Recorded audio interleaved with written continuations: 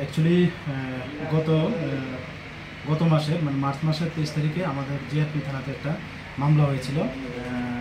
যেটা আমাদের জিআরপি থানার মামলা নাম্বার 41/24। তো এটাতে আমরা 6 জন বাংলাদেশিকে অ্যারেস্ট করেছিলাম। তো এটার ইনভেস্টিগেশন চলছিল এবং অনেকে পুলিশ রিমান্ডও এসেছিলেন।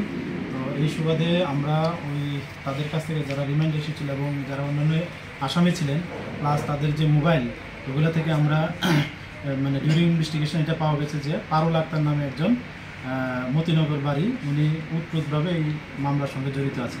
তো সেই সুবাদে আমরা ওইখানে আমাদের সোর্স মারফত খবর নেই, কিন্তু ওই সময় থেকে উনি পালাতক ছিলেন।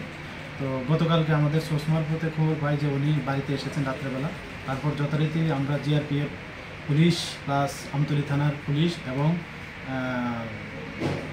যে বিএসএফ আছেন ওইটা শ্রীমন্তপুর বিওপি তারা বিএসএফদেরকে নিয়ে আমরা ভোররাত্রি আমরা ওইখানে একটা অ্যাম্বুশ বসি আমরা সবাই মিলে। তারপর সূর্যোদয়ের পরে ওই মহিলাকে আমরা পাই এবং যথাযোগ্য মানে আইনি মর্যাদা মেনে আমরা ওকে গ্রেপ্তার করি ওই কেস কানেকশনে। মহিলার মূলত কাজটা কি করতো উনি অ্যাকচুয়ালি ওই যে বাংলাদেশ থেকে রোহিঙ্গা বা বাংলাদেশি এপার ওপার আসতো, উনি মানে ওনাদেরকে সহযোগিতা করতে, ইভেন কি থাকারও মানে জায়গা দিত। তো যদিও ওনার বাড়ি দেখলাম যে একদম ফেন্সিংয়ের ঘরের পাশেই। আর কেউ আছে এটার সঙ্গে জড়িত বা কিছু? এটা ওনাকে জিজ্ঞাসাবাদ চলছে, সকাল থেকে জিজ্ঞাসাবাদ চলছে। তো আমরা দেখছি যে আরও কেউ এটার সঙ্গে যুক্ত আছে কিনা, এবং যদি যুক্ত থাকে আমরা অবশ্যই আইনি কারবাই আমরা করব। আগরতলা স্টেশনকে মানব পাচারের একটা করিডোর হিসেবে ব্যবহার করা হচ্ছে দীর্ঘদিন ধরে, এ ব্যাপারে কী বলবেন?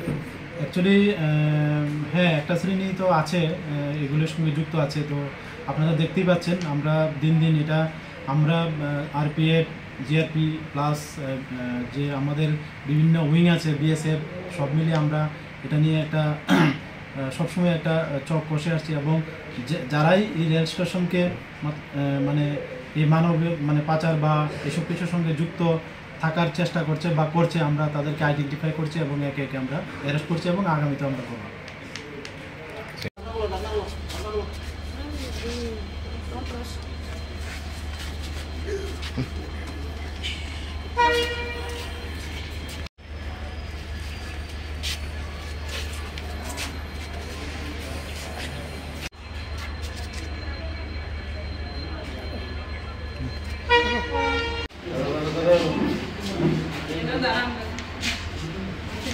ini bola ni.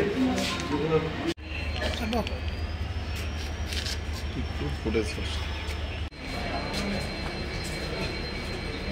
Oh, yeah.